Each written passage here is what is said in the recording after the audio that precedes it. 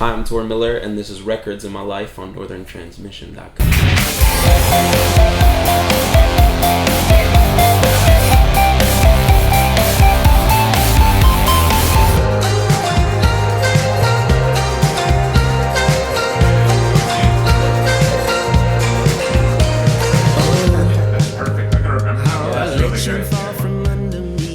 I think like the biggest record for me and what kind of got me into writing music was Ziggy Stardust.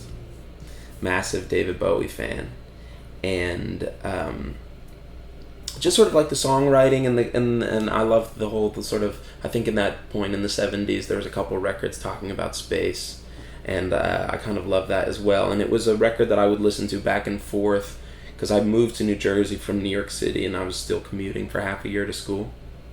And so I would listen to that record nonstop, up and back, always. So that's a big one. Also, another record for me was the greatest hits, like Queen's greatest hits 1 and 2, because I used to love how Freddie Mercury sang. And I almost never started singing because I knew I would never be as good as Freddie Mercury.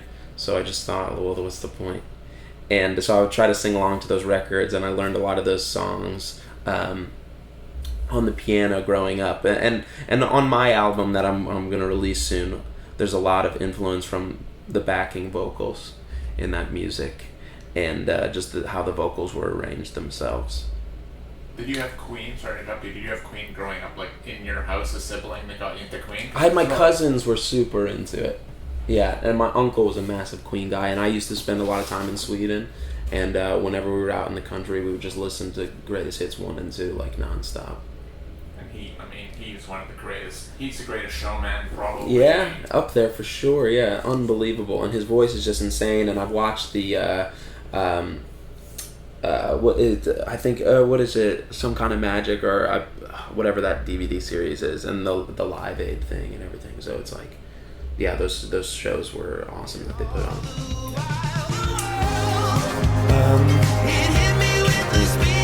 Harvest, Neil Young was one. When I was in 8th grade, I didn't talk to anyone. Like, cause when I moved to New Jersey, I wasn't really happy about it, and so I as like a rebellious sort of thing, I didn't assimilate on purpose. So I didn't talk to anyone in school.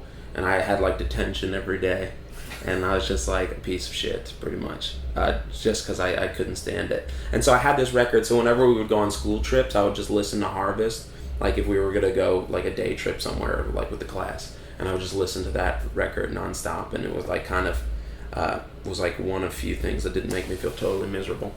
And the songwriting was awesome, and I just loved how simple it was. And lucky enough too, like when I recorded an EP in Nashville that never went anywhere, but it was at Quad Studios, which apparently Neil Young did parts of the record there. So that was cool, and we got to work on that console and everything. It was nuts. Too bad it never came out, but yeah, it's cool. So that's 3. I think recently I was listening to Tame Impala Currents was a record that was kind of blew me away. Just also as well because he is like the only person credited on all of the entire record, like mixing, engineering, everything. So I found that awesome, especially like in a day and age. And I do co-writing and stuff too, and I don't think there's collaboration is key to creativity. But in a day and age where you don't really know if artists are writing their own music, and you have like 1,000 people credited on one song, it's nice to see someone who, is just doing it themselves. So I really respected it. And then I got to go see the show in New York at Terminal 5, and then that was an awesome experience. Yeah, he wrote everything and played, he played pretty much everything. The album, no one is credited besides him on it. So, like, for anything. So it's awesome. Kevin Parker's a genius. And the album is like, there's not really, I've heard about 7 tracks off the album. Yeah. No filler, all killer. Yeah, exactly. No filler, all filler, as we like to say. Right. Really awesome stuff. kind of a dark horse record for me is Darkness on the Edge of Town, Springsteen.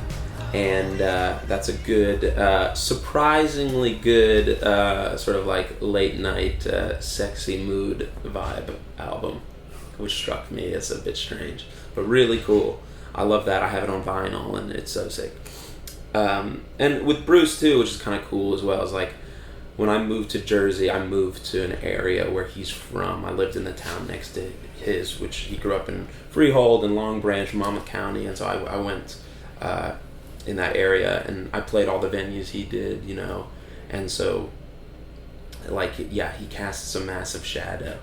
And so I thought, like, well, I gotta listen to his music. And yeah, I mean, obviously much deserved. He's just insanely talented.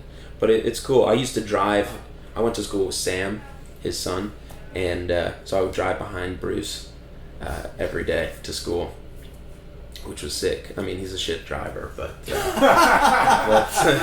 Yeah, kind He's a of. good driver. It's so weird. Yeah, He's a little guy, though. Yeah, But he thinks about cars his whole Yeah, I know. There's a lot of car stuff. No, but seems like a super stand-up person, and I got to perform in front of him amongst a lot of other people at our high school graduation. So I was like, who knows if he took anything from it, but just the fact that I got to do that was pretty sick. That's pretty cool. Yeah. That's my favorite. Thanks.